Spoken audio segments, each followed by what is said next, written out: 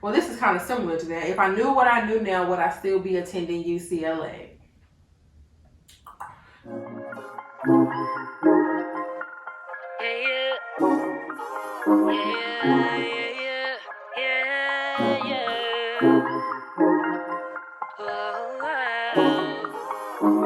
Hi guys, welcome back to my channel. I know it's been a long time. I am now done with finals, so I have some time to come back to YouTube. So I did ask you guys like a bunch of questions on Instagram about like if you had any questions about my first semester, about the LSAT, about your own journey to law school, whatever. So this is going to be a long video. This is my second time recording this video. I was going to break it up into 2 parts, but I'm just going to put up a long video. So feel free to watch it in segments if you want. But yeah, don't forget to like, comment, and subscribe, and I'll go ahead and go through the questions. Okay, so I'm gonna like try to divide these up into sections. My iPad is dying, so excuse me. But okay, so I'm gonna first talk about like my semester or whatever, like my first semester, and then I'll go into like questions about LA. I'll go into questions about, you guys ask like questions about personal statements, the LSAT, whatever. So I'm gonna try to divide it up into segments. So let's just first talk about like my first semester, all the questions related to that. So the first one is, this isn't gonna work. I'm just gonna have to let my iPad die. First question is, was it as hard as you thought it would be?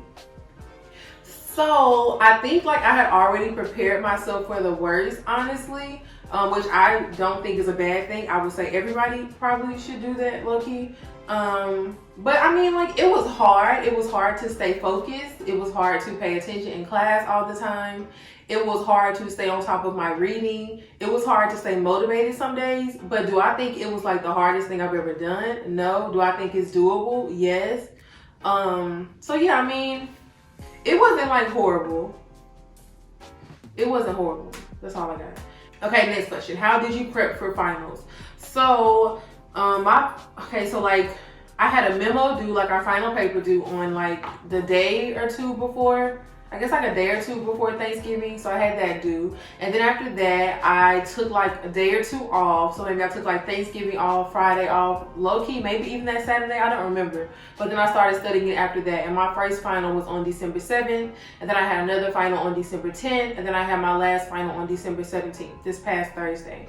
So for each final, what I pretty much did was just like take a bunch of practice tests. I reviewed my outline. I reviewed other people's outlines thoroughly, like, you know, from past classes, like 2 L's or 3 L's. Like really like had a group, it was 3 of us. We literally would like go through the outline from start to finish, make sure we understood every single thing.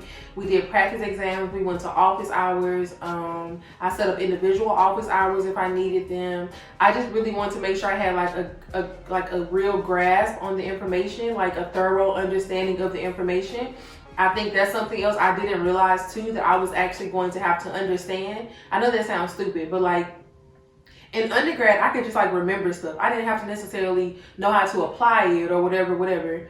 No, like in law school, you really need to fully understand it, be able to teach it to someone else, be able to apply it to a bunch of different fact patterns. Like that's pretty much what an issue spotter exam is. They're going to give you this big issue, this big situation, and you're going to have to take everything you learn and apply it and argue.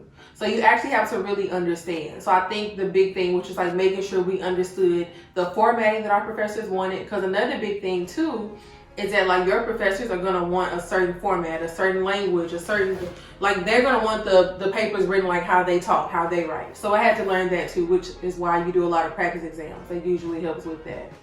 So yeah. Next question. I'm trying to like divide these up. I feel like I'm going to miss some though. Maybe I should. I'm going to do like markup so I don't miss questions. Okay, so done with that one, So next question. Somebody asked about how I balance my time between myself and school, like how do I balance time?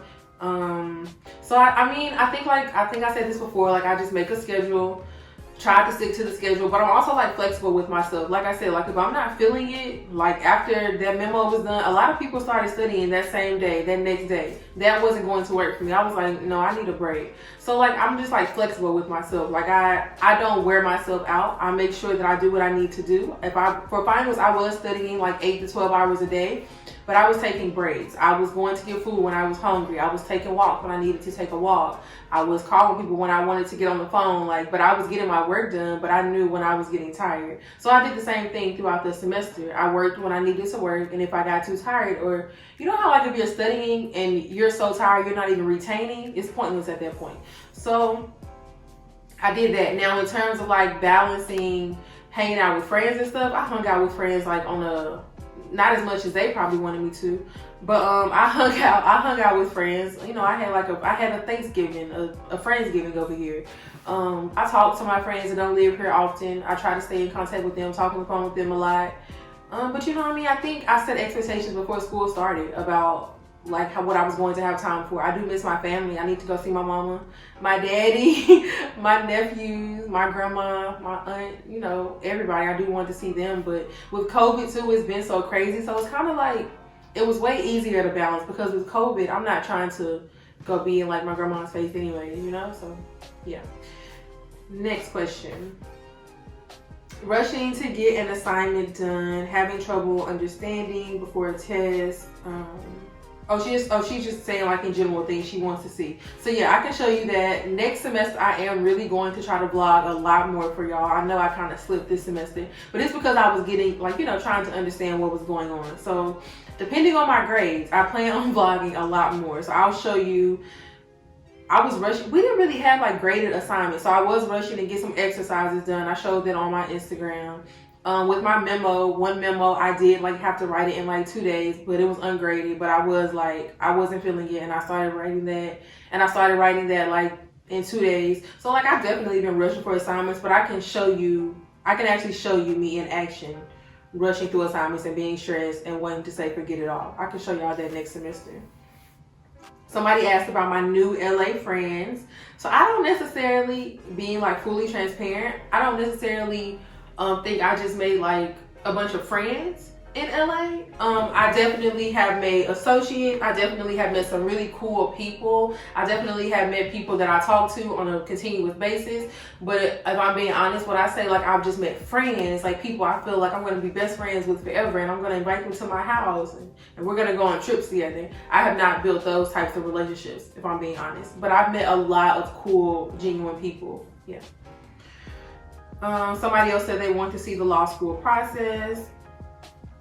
Somebody else asked about making outlines. I can show you guys that. I showed you a little bit of it. I have a video on that too. I was making my outline, but I think I'm going to try a new method this next semester, of course, depending on my grades. But I think I'm going to try to at the very beginning of class, find a 2Ls outline, a 3Ls outline that I think is similar to how I think, how I write, how I talk. And I think I'm just going to add notes in it throughout the semester is what I think I'm going to do, instead of making my own outline. Because this semester I compared old outlines, but I made my own outline, and I just don't know how much that helped. But I don't know. I'll let you guys know what I'm thinking. So that's all of those questions. Let's see what else. So then somebody asked about just talk about exams in general. They asked, were they super hard? How did I study? Was it a lot of remembrance? So I'll go through each of my exams. So my first exam that I took was a torts exam.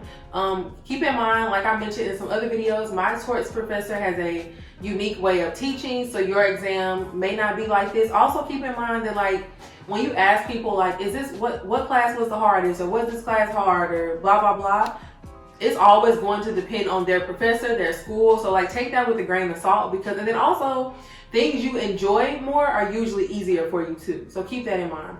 But for torts, my exam was half issue spotter, half multiple choice. I know some people are probably what is an issue spotter? So literally it'll be for torts, for example, I'm trying to think without telling his exam. So Bobby and Sue were riding in a car. Bobby stopped at the store to get a piece of gum. While he was in the store, Sue decided to steal Jeffrey's bike.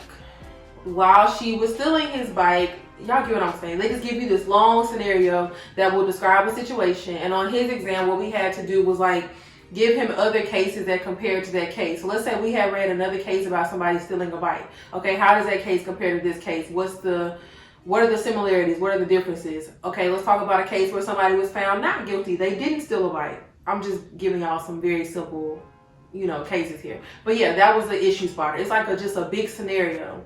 And depending on what class it is, that's what type of question it will be. But then the other half of his exam was just multiple choice. So it was like comparing different cases. Like how could you flip this case into this case? If this happened, would this flip this case into this? What were the distinctions between this case and this case? What are the similarities between this case and this case?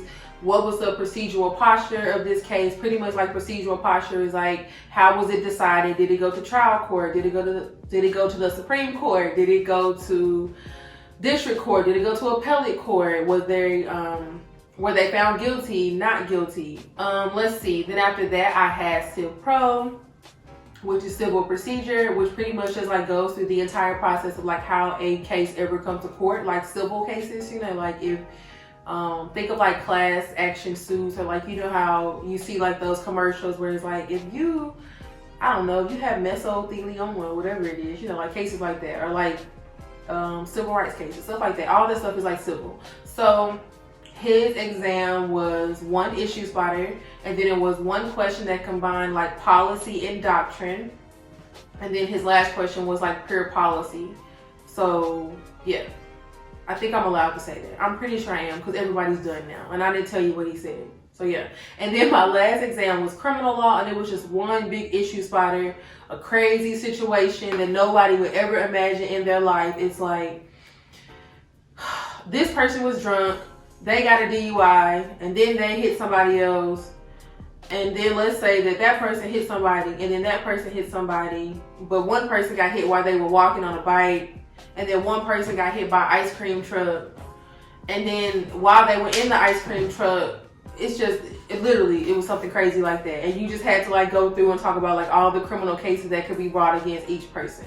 That was the exam. So was it super hard? No, not necessarily. If you take a lot of practice exams, you're going to know what to expect. Like that's why you take all of the practice exams, so you can know what to expect. You can get used to writing in that time frame. Oh, I did say timing. My torts exam was 3 hours. My Civ Pro and my criminal law exam were both 4 hours. So yeah.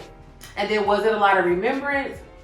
I mean, kinda, but not really. It's not really remembrance. It's more so you knowing how to apply this stuff, I would say. But yeah, you need to remember like terms and stuff and definitions and, like general things that your professor may say in class, but it's more so you actually really understanding it, I would say.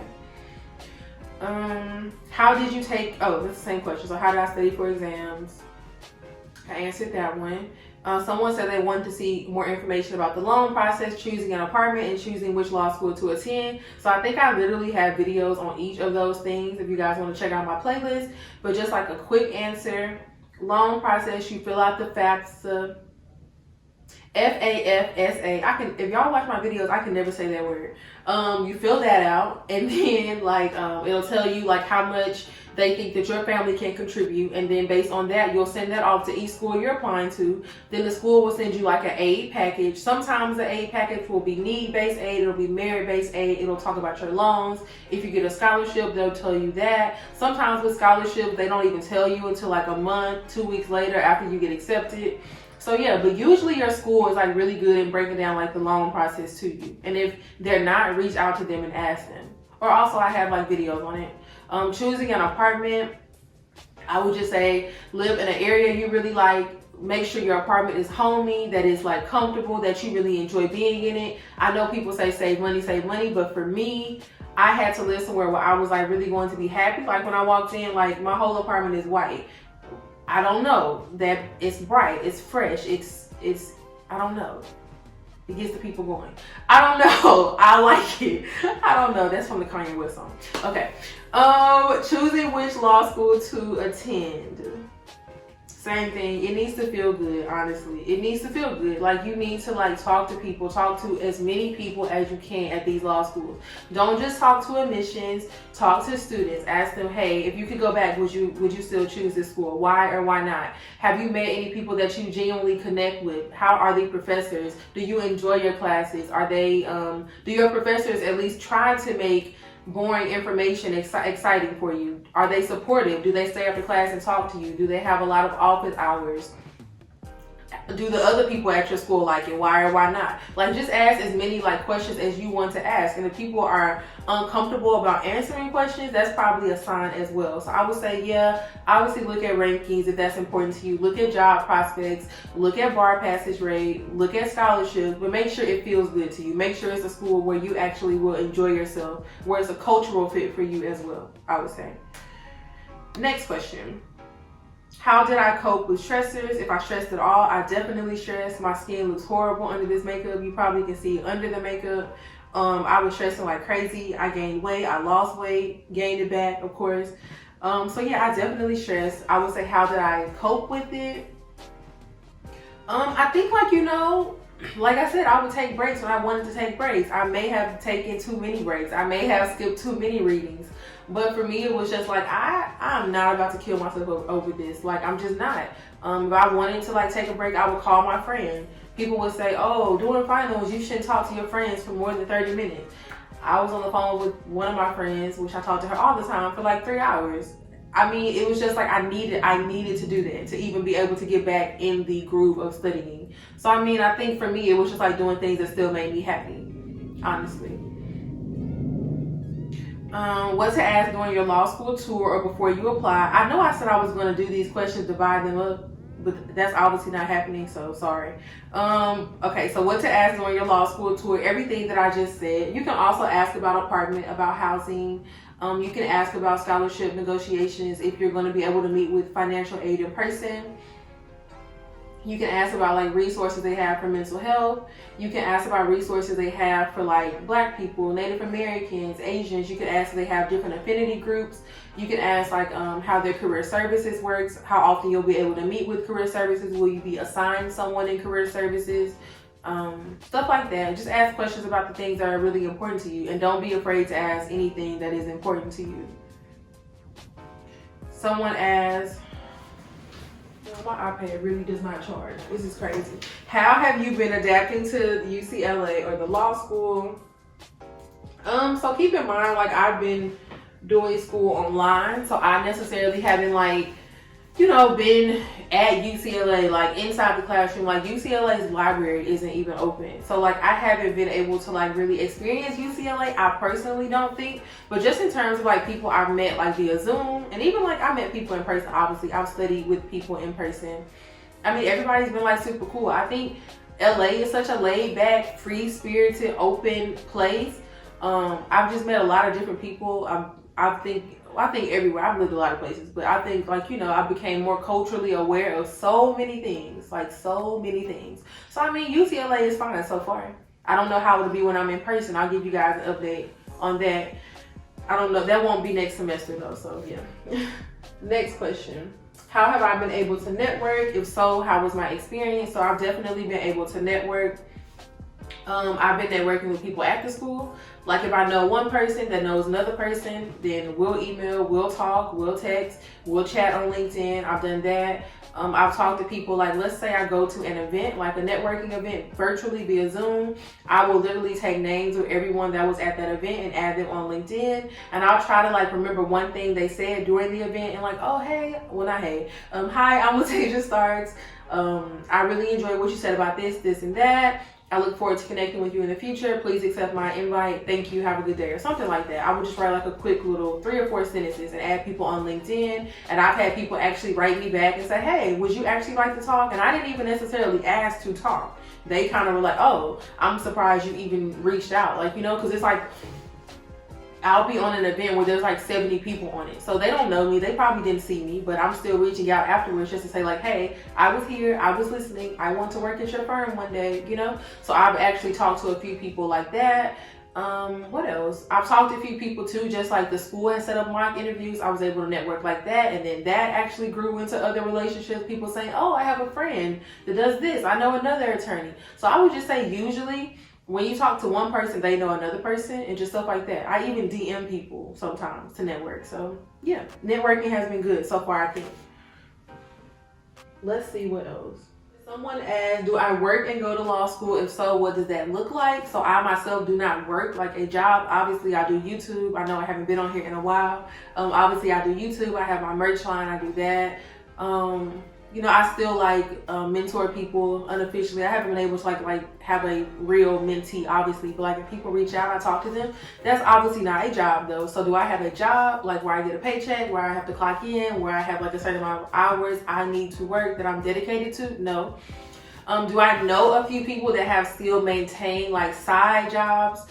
I think I do know a few people, and they said it's been fine. I don't know if I would recommend that though. I think it would have to be something that's not stressful or something that's not like deadline driven, I guess. So I mean, yeah, I think you can do it, but I think if you really need to like work full time, obviously I would start looking at part-time programs, because I just don't think it's that possible when you start like talking about like going to, especially not like, I don't like to talk about rankings, y'all know, but like I feel like when you start talking about like higher rankings too, it's just not like heard of for a lot of people to be like working, you know? Unless like you get in a 2L year, 3L year, obviously people do externships, but yeah. Next question, are pre-law school programs and boot camps, I didn't even read the rest of the question before I started laughing, are they helpful now that I'm done with a semester? So, I don't even remember anything I learned in those boot camps. I think that if you have an opportunity to do, my nails look horrible. If you have an opportunity to do a free boot camp, sure, why not? I mean, obviously research and make sure it's legit. But if you have to pay for a boot camp, I would say no, it's probably not beneficial to you, honestly. Just because like your professors are gonna teach you what they want you to know, and they're gonna teach you how they want you to learn it. So yeah, I don't know if I would say it was beneficial. I think in terms of like, I was able to see an outline before law school. I was able to, and I'll put the pre-law bootcamp video up here. I was able to see outlines. I was able to hear professors, like how they teach. I was able to hear certain terminology. Like I knew certain words before law school. So yeah, stuff like that, I think it's helpful in that way. But do I think it's necessarily going to help you retain information more? Not necessarily. I don't think so. I don't think it hurts though. Like if it's free, I would do it. I'll say that. If it's free, I would do it. Okay, next question. Let me try to hold it for this. What was the most challenging part of law school? For me, I think just staying focused and paying attention. I know that sounds so bad. If like somebody's watching this video that wants to hire me, they're gonna be like, oh, I'm not hiring her. But like I can stay focused. I can dedicate myself. I think the issue is sitting at home, and granted, keep in mind that I worked from home for 2 years before, like not even talking about COVID or the pandemic. I worked from home and I was on it. I was getting promoted while I was working from home. So that wasn't an issue. I definitely can do it. I just think it's hard. You got to think like I've been out of school for this long. I'd already been working from home. So now you're telling me I just really like, okay, I moved to another state, but I'm still just like logging on the computer and being on Zoom all day. Like this is literally the same thing. So I think for me, I needed that transition. I needed to be in the classroom. I needed to be looking at a chalkboard, a whiteboard again. Like I really needed that for me personally, I think, for me to stay motivated and for me to even feel like I was really in law school, if that makes any sense. So that was the most challenging part for me. I think most people, what they would say the most challenging part is in general, is getting done with all of your reading. At the beginning, I was good with that. Towards the end, never happened. So yeah, I would say the reading is challenging. Staying on top of your reading, making sure you actually understand everything each single week is probably going to be challenging. Next question, when did you start applying for 1L summer jobs or fellowships? So applications usually open up like December 1st. Some of them open up even before that. If you're doing like a judicial clerkship, I've heard of people applying for those in October, November. But for myself, like I said, I was done with finals on Thursday. I just finished my first cover letter, which obviously I'm going to use the same like generic cover letter, just like tweak it a little bit, because I actually have talked to a lot of different people at different firms. So I'm going to like add in, you know, some notes about that, my conversations with those associates. But overall, I think most people apply for their jobs right now, especially diversity fellowships. Most of their applications are due December 31st or maybe January 31st, but like definitely December, January. So my plan throughout December is to be applying for jobs like every single day. Next question. How did I study and what tech was helpful? So I think I talked about how I studied, but in terms of technology, so my iPad that refuses to charge, my Mac obviously, and my phone, and then my TV. I like being able to like, you know, like AirPlay to my TV to watch like recordings and watch classes and stuff. So I think that's all the technology. I didn't use like an Apple Pencil or whatever. Some people like to take their notes like that. I know someone that used the Rocket Pad where you like can write all your notes and then you can literally like scan those and it'll like put them on the computer for you. Some people like that. So yeah, I mean, you can try those things out. I don't think that's expensive. I think it's like $30 on Amazon. Don't quote me. I'll try to put it down below if I find it, because I do know somebody that used it and did like that. But for me, good old paper and pencil was good for taking my notes. So yeah. Someone asked about balancing life and school again. So same thing, just trying to make a schedule and setting expectations properly and knowing I wasn't going to be able to do as much, obviously. Somebody said, no question, just congratulations. Thank you. Let's see. What do I wish I would have known before? I think is what she's asking. Let me take this off so I can see. So what do I wish I would have known before? So maybe that is a positive of doing a boot camp or like talking to a lot of people that are in law school or a lot of lawyers before, just because like, you know, I was able to meet people by interviewing them and doing stuff like that. I think I actually knew a lot more than some people going into law school. Actually, I may have known too much, if that makes sense. I think I may have over-researched. I may have just like drove myself crazy. But I would say like something I think I really wish I would have known. I don't know. I mean, I guess just like, I don't know. I should have, not something I wish I would have known, but I wish I would have got healthier before law school. I feel like that's the main thing. But something I wish I would have known, I don't know. I mean, I think that in terms, just do your research. Learn about the school, learn about the city you're going to be in, learn about the cultures, of, you know, be culturally aware. Learn about your professors before classes. Try to, I guess, learn a few law school words that makes you feel better. But I really don't feel like you need to know much to go into law school. I think that's where people get it confused. Like, I don't think you need to know much. You just need to be ready to work hard. That's what I would say. I do wish I would have took my health more seriously because, yeah. Stress management, I talked about that. How to survive finals. Balancing stuff. Making sure that you're taking care of yourself, but also getting those hours in for studying. Someone asked, would I recommend moving, doing online classes? I think I saw another question similar to this about Atlanta. I would say it depends. Are you moving somewhere where it's cheaper? Are you moving somewhere where you have friends? Are you moving somewhere where you have family? Are you moving somewhere where you're going to enjoy yourself? Are you moving somewhere that has really good food? Why are you moving if it's online class? Like, what situation are you moving from, and is it really going to benefit you to be in that place? I would evaluate all of those things. There's another question later where I'll get into more specifics because I remember seeing it. If I knew what I knew, well, this is kind of similar to that. If I knew what I knew now, would I still be attending UCLA? Yes, I would, but I'll say this, that I won't really be able to answer that until I get a job. I think that's just like every situation. Until I see what job I'm doing and what industry I'm in, and if I'm actually able to achieve my dream of why I even came to UCLA, then I'll have a better answer. But right now, it's cool. It's cool. Let's see. Next question. Okay, so was it what you expected? I think somebody else asked this earlier in a different way, but I would say, yeah, I mean, it was. I expected to have a lot of reading. I expected for my professors to be cool but awkward, I expected to be bored, if I'm being honest. I expected to have a big transition and to be stressed out. I expected a lot. Did I expect for my skin to go crazy like this? No. Did I expect to not be able to like balance and keep on my schedule like I thought I would? No, I didn't expect that. I thought that part would be way easier for me personally, but I've still struggled with that, so I'm like, dang. But I mean, I think overall, yeah, I think it's what I expected. I expected to be stressed out. Just not, I didn't expect my stress to show in the ways it's showing though. So yeah, did I prefer to study in groups alone or with one person? So I tried all three, obviously. I would say studying alone for me is fine as long as I'm not at home. If I'm at home, it's kind of hard. But if it's like grind time, if it's like 2 hours before a final, I'm good to go by myself. But I think I also study with one person. Obviously, you guys saw that.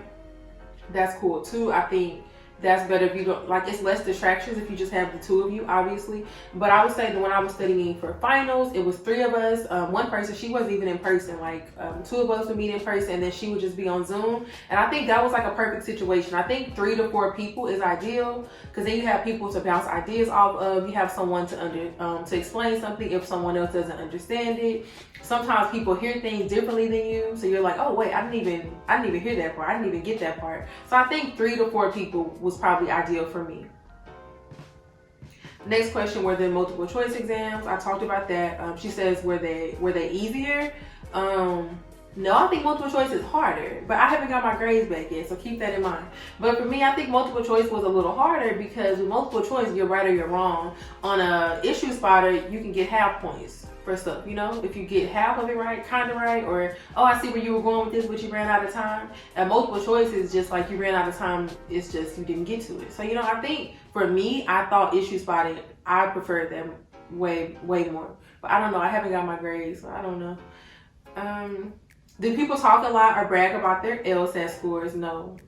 I haven't heard anybody, not one person. And even though we're on Zoom, we have group meets, we have Slack, we talk in the chat during class, we have a text message.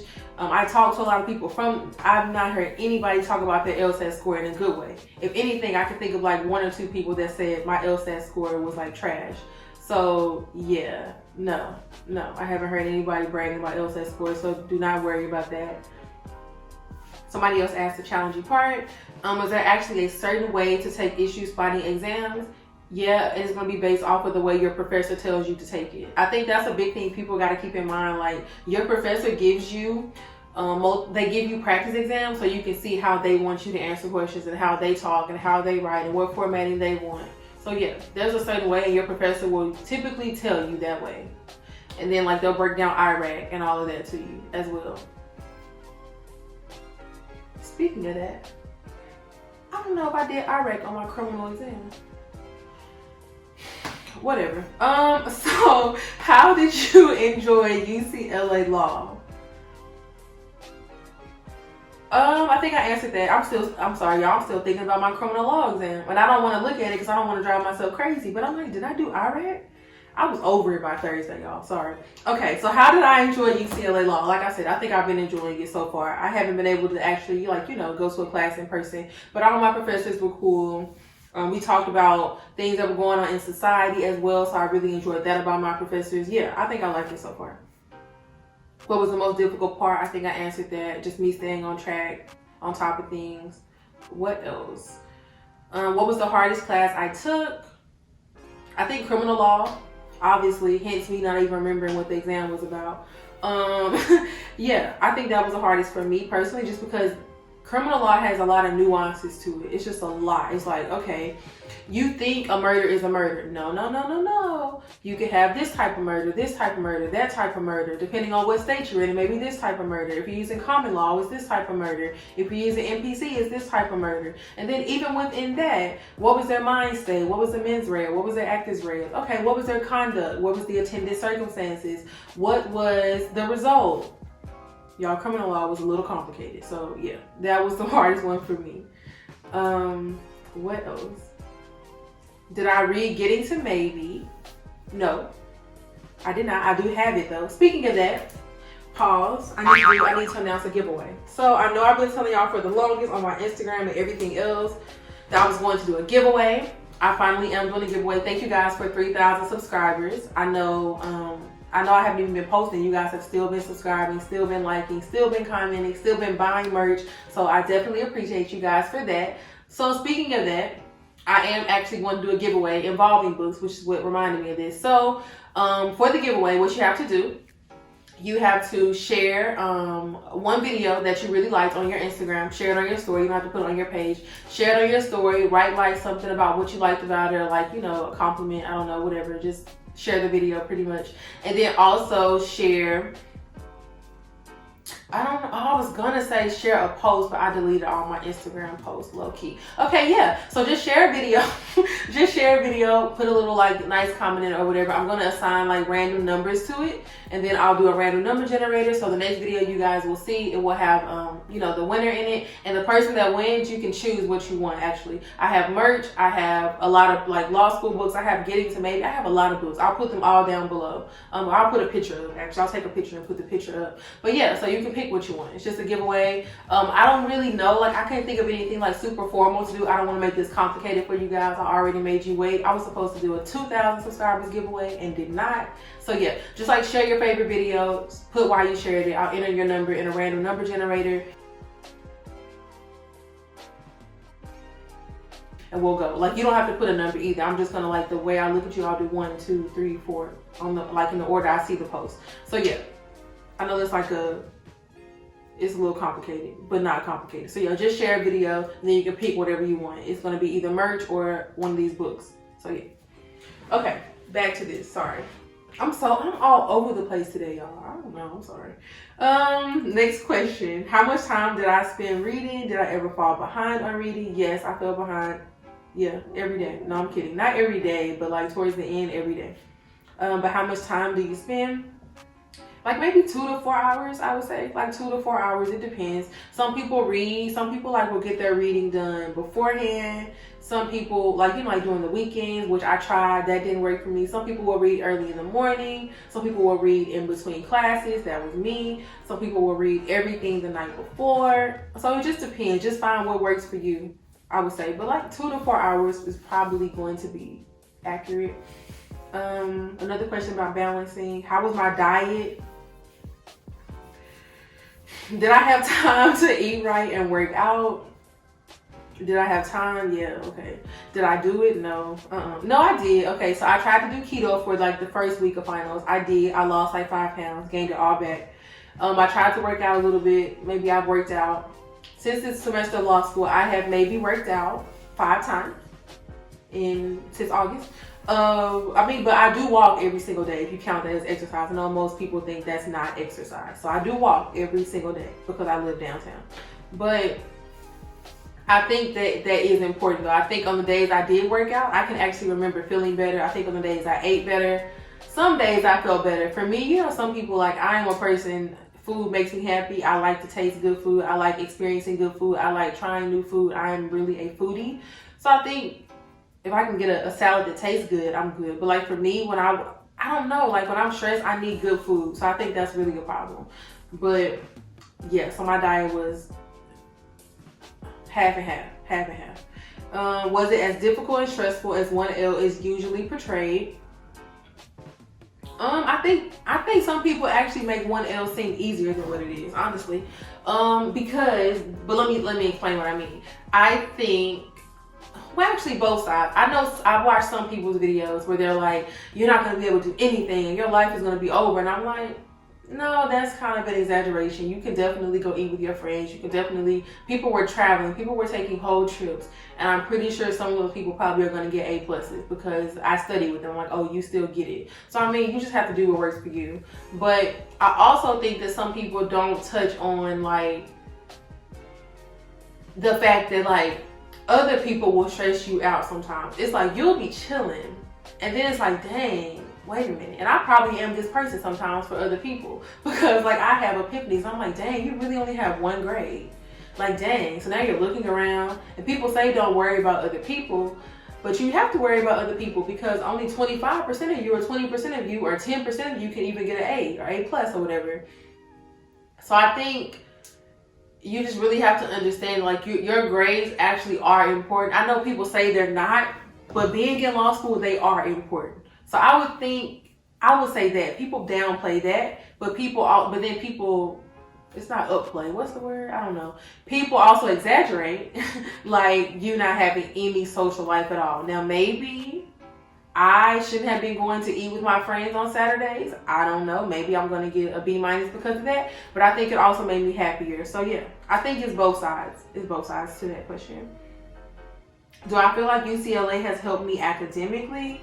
Yeah, definitely. I think my professors were really good, really thorough. I think they were very helpful, very supportive. I think they stayed after class. They were there before class. They had a lot of office hours. So yeah, I think so. I think I've learned a lot at UCLA. Was it what you expected? Am I enjoying the journey? I think I answered the expected part. Am I enjoying the journey? Yeah, I think I am. I think even the days I'm super stressed out, I'm just like, what? I'm not reading this. I'm bored. It's dense. I don't want to do this. Even then, I think it through, and I'm like, you're really in law school. Like, you're living in LA. You're good. Like, you're good. Keep going. Keep going. So yeah, I think I am. Someone asked, how was the transition from working a corporate job to becoming a student again? I think I touched on that a little bit a second ago, but I think, like, you know, money is obviously going to be different. It looks a little different. That's a big thing. I think also, I feel like not like a kid again, but like a kid again. It's like I don't have as much freedom with my time. Like, I'm not able to take trips like I wanted to, obviously, or like I used to. I was always doing something, going somewhere. So I think that's different. I think also just like I had been in my job for a while too. So I think, like, you know, with me being at my job for a while, I think also I had got not comfortable, but like people came to me for advice and for help, or I was mentoring people, and now it's kind of like, oh dang, like I'm starting at the bottom of the bottom again. So I think that's been difficult. So I would just keep that in mind too. It's not like a bad thing, but just keep it in mind. You'll have days you're like, dang, I really started over. Like, what? So yeah, I think I do think about that. But overall, it is what it is. Like, I know I'm going to be doing better than I would have when it's all said and done. So I don't worry about it. I do wish I saved more money though. I do wish that. Somebody else asked, how was it as hard as you thought it would be? Was it hard? Yeah, it's hard, but it's like you just keep going. I don't know. Maybe that's just my personality though. Like, if I'm stressed, it's like, okay, yeah, I do not want to do this, but I'm going to do it, because why would you come this far and not? So yeah, it's hard, but you just got to motivate yourself. Even if no one else is motivating you, motivate yourself. Seriously. Next questions. Okay, so I'm going to save those for the end, because those are like really specific questions to applying to law school. Okay, this is more about me. So, will you have classes in person next semester? No, I will not. I'm pretty sure they're going to be online again, like positive they're going to be online. If we did transition, it would be like March or so, and even then it's like, why, you know? But I strongly doubt it. Okay, yeah, so I'm done. I forgot that I had a plug over here, so I moved my iPad. Yeah.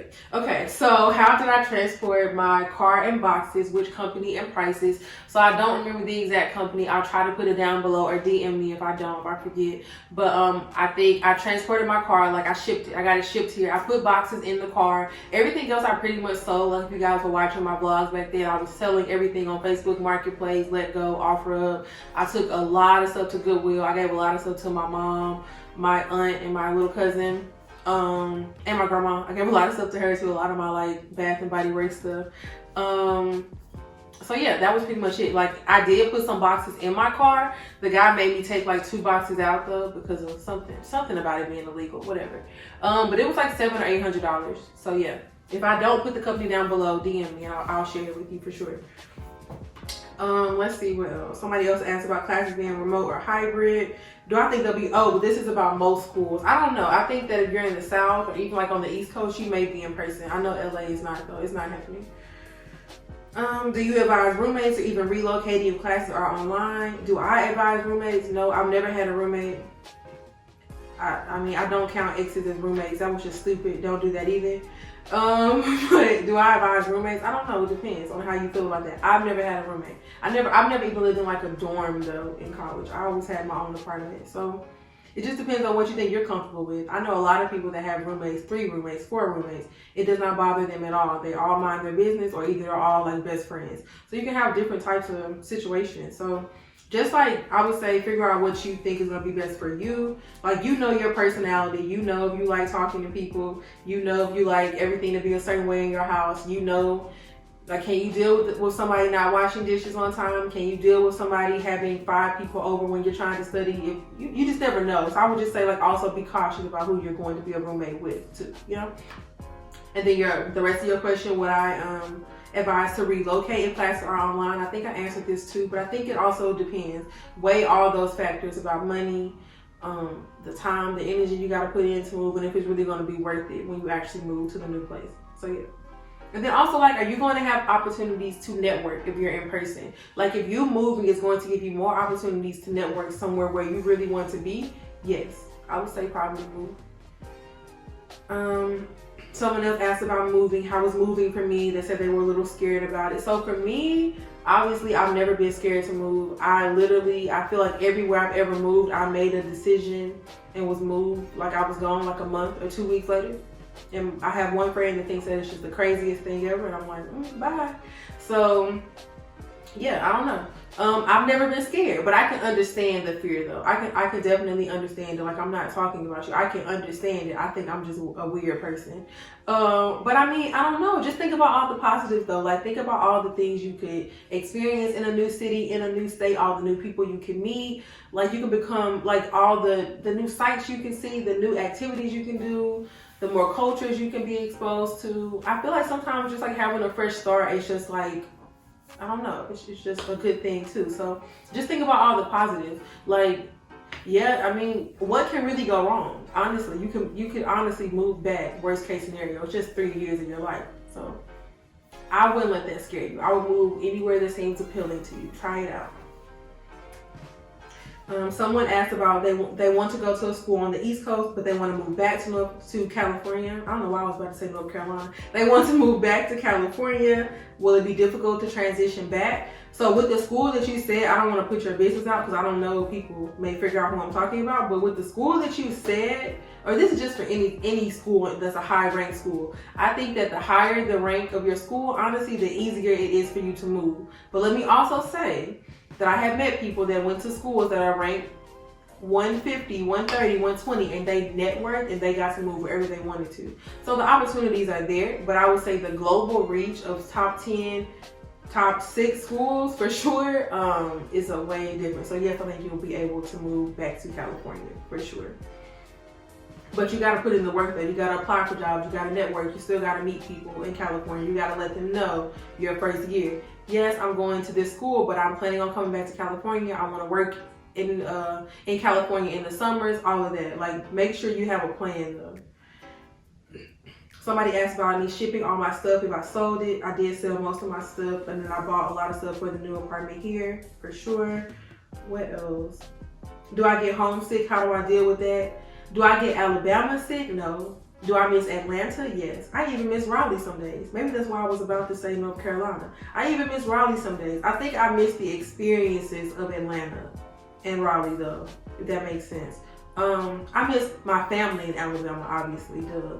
But do I miss Alabama? No.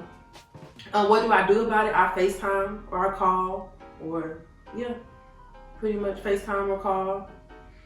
Let's see, how is living in a studio? I'm here in my one room. I don't know. It's one room. I really don't know what to say. I don't have anything positive or negative to say. Besides the fact that living in a studio and finding different spaces to study is crazy, because it's like, I'll study here with my little thing that I have, my little tray, like the TV trays, or I'll study at my little desk.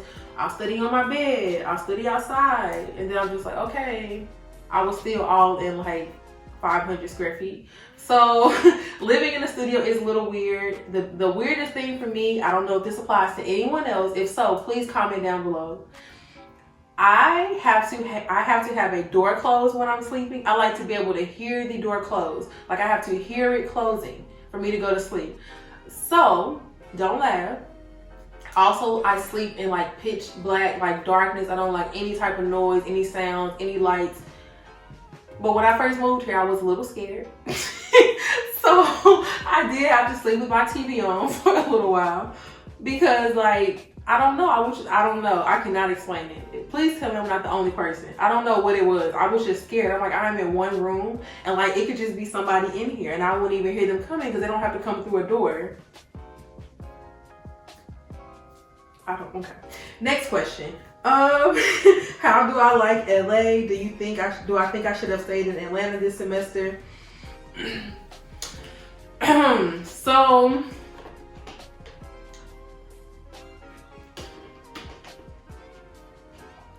I love LA. No, let me stop. So I like LA from what I can see of LA. But LA, y'all, has never opened back up. Even like, y'all know how New York was letting people go back to school. LA never did that. LA has been shut down. I know you guys see like these underground parties and stuff, but no, I'm not a celebrity. LA has been shut down. Granted, I'm not saying I want to be out in a pandemic. Don't think that's what I'm saying. I'm taking COVID very seriously. What I'm saying is like, I have not got to see the real LA. Like the people I have talked to, they're like, you have no idea what LA is really like. So with all that in mind, when I'm like, okay, well, I'm paying all this rent for a studio, way more than I was paying for my spacious 1-bedroom and the nicer 1-bedroom before that in Atlanta, way more than my apartment. Well, Raleigh was like about the same as Atlanta, but either way, all those apartments were 1-bedrooms. I've even lived in a 2-bedroom in Alabama that was nicer, bigger, more spacious, definitely less money. And so when I think about like the money I spent on rent, the parking tickets I keep getting, when I think about how dirty downtown LA is sometimes, when I think about the fact that I haven't even got to like network like I thought I would, like in person. Now I've been networking, but not in person. When I think about those things, I do wish I would have stayed in Atlanta this semester. I honestly do. I even thought about going back to Atlanta for the spring, but I signed a lease. So yeah. But yes, I do. I wish I stayed in Atlanta if I'm being honest, because yeah, I do. Next question. When did I start apartment hunting? So I did a video on it.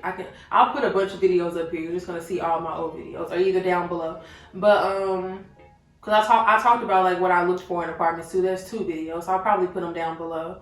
But I think I started, what was it, like 2 months before or so? But if you're moving to LA, New York, DC, even Atlanta, maybe anywhere big, I don't know, any other big city, Dallas, Houston, I don't know, Seattle, you may not, especially LA and New York and Atlanta, places like that though, where like a bunch, you know, like a lot of people are moving to those places. They're like hot spots right now. Well, they've always been hot spots, but you get what I'm saying. I would say you probably need to look for an apartment like a week or 2 before, because me looking for an apartment super early didn't really do me any good. I think that when I came and I like was ready, because I think I came to visit in like, what was it, June or July, and I was moving in August. I think I moved in this apartment. My lease start date was July 23rd. So depending on where you're moving, max 2 months, minimum 2 weeks. I would say between 2 months and 2 weeks. Now you can start like sightseeing, you know, like driving around and like looking on apartment list.com and stuff like that way beforehand to get an idea of what you want your apartment to look like. But in terms of like really going in and like trying to find out specials, because also the specials for apartments are going to change every single month. So yeah, and sometimes every single week. So yeah, I wouldn't look 3 months ahead of time for sure. 2 months max. And even then, depending on where you're moving, the apartment may not even be there, you know? So yeah, when you're really ready to apply is what I would say. How was the transition? Was it hard to find a good apartment, and did location matter?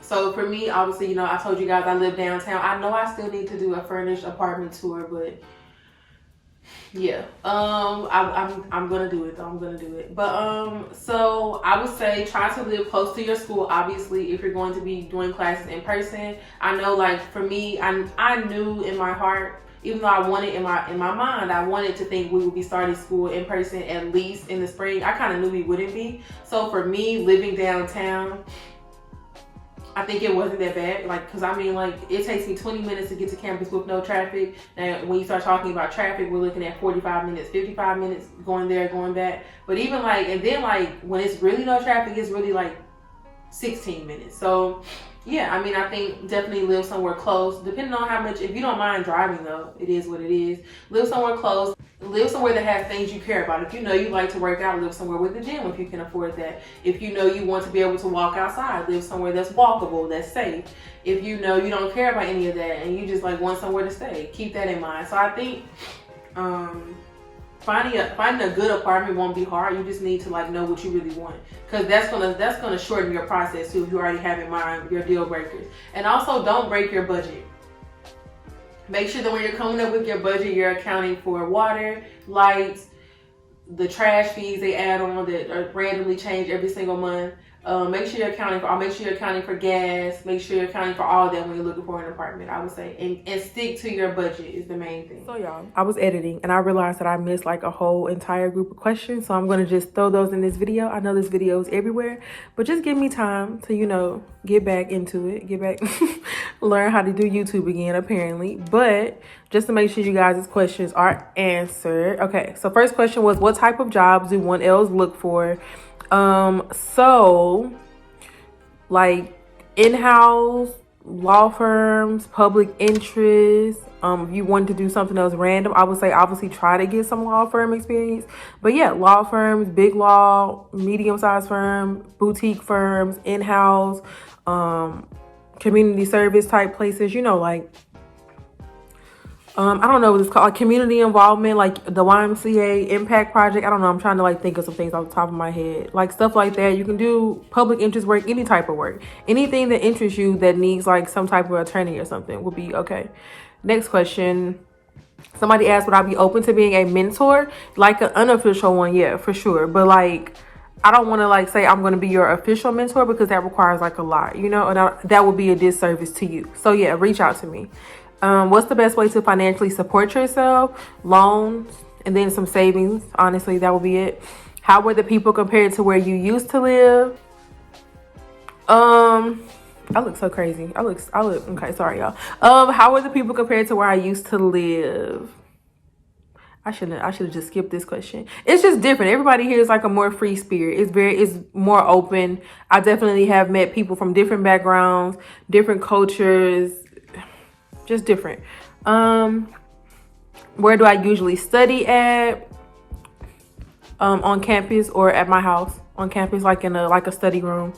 When is a good time to study for the LSAT as a junior in undergrad? I guess like right now, like probably the spring, I would say, if you want to take it, like before your senior year. And then the last question was, do I like LA? So yeah, I think I answered this already, but yeah, I think LA is cool enough. I like it for now. We'll see. But okay, so let's get back into the video.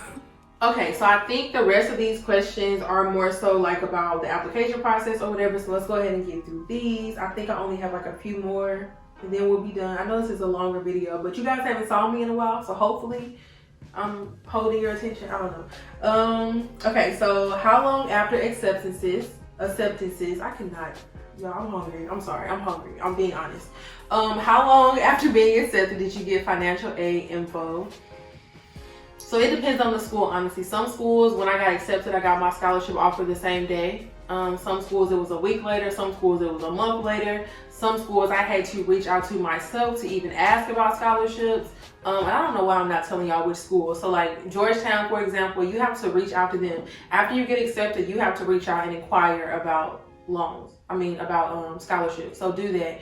With UNC, I'm pretty sure I got my scholarship the same day. Alabama, I got my scholarship the same day in the mail. Now granted, you may find out, like, you know how online you have status checkers, you may find out online first that you got accepted, but like what I'm talking about, like when I got my packet in the mail, it had my scholarship in it. Colorado had my scholarship in it. Georgia, a few other schools had my scholarship in it. Now UCLA I found out later. USC I think I found out later. What were my other top schools? That's all I can remember right now. I do have a video on like all my scholarships and stuff too. But yeah, so it depends on the school. But I would say within the same day to like 2 or 3 weeks later usually. Maybe sometimes a month, but that depends on when you're getting accepted. Keep in mind, I applied to schools Christmas Eve, I think. And so, you know, like some people, that was like the times, how do I say this? So like if I would have applied in August or September, I may have been waiting until January too. Do you know what I mean? So it's like, I think some schools just release scholarships around the same time. So like, I think it just worked out like that because I was getting accepted in January, and that's when schools were telling people their scholarships in January or February or March. So it didn't seem like that long to me. Now, if you apply in August or September, a lot of schools may not tell you scholarships that early. So keep that in mind too. Next questions. This iPad. Thoughts on sending applications after December. So like I just said, I applied on Christmas Eve. I will say that from what I have heard, before Thanksgiving is early, before Christmas is on time. December, January is like, oh, okay. And then after January is considered late. That's what I've heard. But I think that depends on the school. I think it depends on the time. I think it depends on what your goals are. I think it depends on a lot of stuff. So like try to get on like, what's that website? I'll put it down below. It's like a website where people talk about like, oh, I had my law school numbers. Law school numbers is the website. Try to get on there and see if people are getting accepted already. Yeah, I think it just depends on the school though. But I would say try to apply by Christmas. I know that's like 5 days from the day you're gonna see this video, but or at least like by New Year's, January should be good. How to write a good personal statement. Think about things that like are true to you. Like be true to you in your personal statement. Think about your best days, your worst days. Think about things that made you want to be an attorney. Think about things that made you who you are. Think about things that affected you or shaped your life or shaped your journey. Come up with a lot of ideas, you know, like write all of them down, come back to it, sit down with it, ask other people, talk to people about your experiences, see if they think the story is interesting. I would say do that. Just try to come up with like a bunch of different ideas and then go from there. And then make sure you ask other people, is this interesting? Would you read this? Are you bored? Do you care? Like, does it tell you anything about me? Would you be able to know me from this? If you didn't know me, is this a good story that describes me? Is this a good story that would make an admissions officer think, oh dang, we need to put them in the classroom. They bring an interesting perspective, you know? Think about it like that. How often did I check my status checker, look at Reddit, and then so how do you stay calm? LOL. I checked my status checker every time I thought about it. If y'all remember, if you've been watching me for a while, so like, you know how with USPS, with the post office or whatever, you can actually sign up to get an email every morning telling you what's going to be in the mailbox. I did that. I would check that every single morning at like 7:15 every single morning. I would check my status checker. Reddit, I was check Reddit, I don't think I checked as much. I think I started checking Reddit when I was like, dang, I'm probably really not getting into this school. Like, let me go on Reddit and see if everybody else already got in. And then I realized, oh, Emory's really about to waitlist me. Texas is really playing with me. I didn't even get an interview. So yeah, I think that's when I started checking Reddit, when I was like, what is going on? Why have I not heard back yet?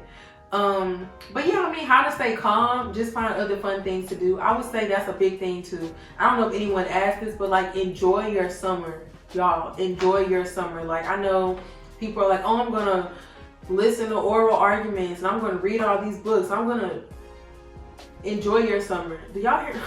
Y'all, I'm so hungry. Okay, next question. Did you apply to schools with a median LSAT above your LSAT score? I applied to schools where my LSAT was median, 25th, 75th. I applied to schools where my LSAT was below the 25th. Same thing for my GPA. I applied to schools that I wanted to go to. So whatever, if I felt like I wasn't going to get in, it's like, okay, but I want to go here, so I'm still about to apply. So yeah, apply everywhere that you know, be reasonable. Like I didn't apply to Harvard, but I honestly didn't want to go to Harvard. So yeah. Did I apply before or after I took the LSAT? After. So I took the LSAT twice. One time in November, one time in December. No, I said that all wrong. I took the LSAT in October and then November and applied in December. So yeah, I applied after. Like literally, I got my score back, I think like December 20th. My applications were sent off on Christmas Eve because I had already worked on my personal statement and all of that. Okay, a few more questions. Let's see. How many schools did I apply to and what were they? So I applied to 15 schools. I cannot break all of them down right now, but I will put the video down below. But I applied to 15 schools. I wanted to stay either in the South, the West Coast, DC, North Carolina, Virginia area, or I also applied to like Colorado, which is kind of random. That's West, I guess. Colorado, Texas, like stuff like that. Those are and Florida. So like, well, that's the South. So those are the areas I was in, pretty much. I did not want to live anywhere any farther north than Virginia, and even Virginia, it was a stretch, honestly, because I got waitlisted at UVA, and I was just like, I don't even care. How long did it take schools to respond with a decision? It depends on the school. Some schools was like maybe 2 or 3 weeks, and then some schools it was like March, and I applied in December. So I honestly think it depends. Like it really depends. I sound like a lawyer already, but like it really does depend, y'all. When did I apply? Do I think November, early December is late or early? I think that's like on time. I think you're good with that time. I applied, like I said, Christmas Eve. Aside from my LSAT score, what do you think is the most important piece of your app? Your personal statement. I think for sure. Your personal statement. Because that's what I got the most compliments on, was my personal statement. So that's my answer. That's what I think. How was the process when you're post-acceptance or committing to a school? You still got to negotiate scholarships even after you accept, like say you want to go to a school. Even after I had accepted, told UCLA I was coming, I had paid my first deposit, I was still negotiating scholarships, and I got more money because of it too. So you're negotiating scholarships, you're looking for an apartment, you're still networking, obviously. You're making sure you're going to be comfortable, you're making sure everything is in order with your loans, you're making sure that you're ready to move, that you planned out your moving process, all of that. I think that was the big things for me after I got accepted and knew where I was going. How to be confident in your personal statement, tips on negotiating scholarship, tips on diversity statements. So I have videos on all of those things too. I know this video is getting like super long, but how to be confident in your personal statement, you're going to be confident in something that is you. I think that's the big thing. Like if it's really you, if it's your own voice, your own story, your own journey, you'll be confident in it because it's you. That's the best thing. And then diversity statement, make sure it's not the same thing as your personal statement. Whatever you do, talk about something different. And then negotiating scholarships, be confident as well. Make sure that you say, like, I got into these other schools, send them copies of those letters. I'll put all the videos down below. But like, when you're negotiating scholarships, like save your scholarship that you got from other schools as a PDF, send those, but then also put in an email like, UCLA, for example. Hi, I really appreciate your offer for acceptance. I'm so honored to be accepted into this school. This was my dream school, whatever. I also was accepted into Georgetown. I was accepted into USC. I was accepted into, I think I used Georgetown, USC, and UVA. And I even think I used the fact that Duke and UVA waitlisted me. Yeah, I did for UCLA. Yeah, and I just said like they offered me this much money. And then like I just told them on why I really still want to go to UCLA, but money was the main thing holding me back. And so I negotiated like that a few times. And then when one school gave me more money, I would send that to the next school. And it was just like a domino effect until I got as much money as I could. So yeah. Next question, how to decide where to apply? Research. The more research you do, the better off you'll be. Like, figure out what you want, what you think you want to practice in. Don't pigeonhole yourself, to figure out where you think you want to practice, where you think you want to live, what you think you want to practice, what type of people you want to be around, what type of environment you want to be in, your budget. Figure out all those things and then start applying to schools.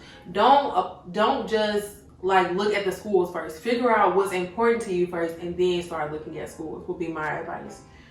And then, is it important to include a YX in your personal statement? I didn't. I know UNC actually asked for that though. Like they had 2 prompts. And so you had to talk about your personal statement, but then also why UNC fits with that. So I didn't. I think it will probably, if you have the time, it may benefit you though. If there was a school that like had like a prompt for like a Y Duke or what else? I did a Y Duke. I did a Y UNC, obviously. I did a Y, I don't even remember if I'm being honest. But like if it was a school that like really didn't make sense or that I thought I was kind of like, I don't know, I did YX essays for that. But I did them separately though. I didn't do them together. So I think if you have the time though, yeah, fit it in there. I think it'll definitely benefit you to do it. It won't hurt you, I don't think. I think that was pretty much it though. So yeah, I hope you guys enjoyed this video. I guess I do like my own recap of my first semester though. I think it went really well, I will say. I think like, yes, I was stressed out. Yes, my acne went horribly insane. Yes, I lost weight, gained weight. No, I did not make any like best friends, but I think overall, like, I'm just proud of myself for getting through it. Like, it was days where I never thought about like dropping out. I'm not going to be that dramatic. I didn't. I was like, no, I'm getting law school done. But I did think about days I was just like, I'm not reading. I don't care anymore. I barely want to go to class. So I'm just proud of myself for making it through. I'm proud of myself for making this big change, for going back to school at 29. I'm proud of myself for moving to LA. I'm proud of myself, and I'm just going to keep telling myself that, and I'm going to keep going every semester, and eventually it will be May 2023. So yeah, I think it went pretty well. I do get my grades on January 7th though, so we'll talk again after that. But yeah, don't forget the giveaway. Obviously, I'll put the details down below as well, or they'll be on the screen or whatever. But yeah, like, comment, subscribe, all of that. I do have a lot more videos coming up. I hope you guys enjoyed this video. Bye now.